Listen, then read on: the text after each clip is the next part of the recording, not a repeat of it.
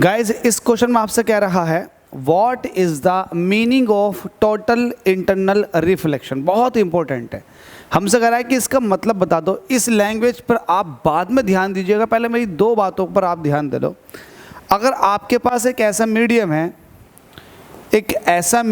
है,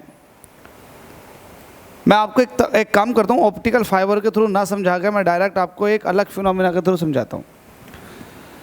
let us suppose कि ये आपके पास एक डेंसर मीडियम है और ये नॉर्मल आपने ड्रॉ कर दिया डेंसर मीडियम में। अब आपने यहाँ पर जो राइट इंसिडेंट कराई है वो क्रिटिकल एंगल से ज़्यादा एंगल पर कराई है। जब आप इंसिडेंट लाइट जो है वो क्रिटिकल एंगल से ज़्यादा एंगल पर इंसिडेंट कराते हो तो लाइट क्या करती है, उसी मीडियम में वापस बैक मार जाती है।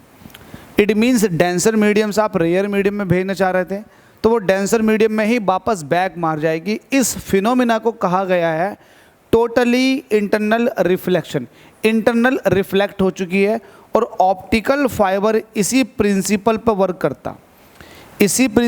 वर्क करता है। उसके अंदर क्या होता है, एक तरह से कोर होती है और दूसरा क्लैडिंग होता। ये होती है कोर अंदर वाली और उसके बाहर वाली होती है क्लैडिंग।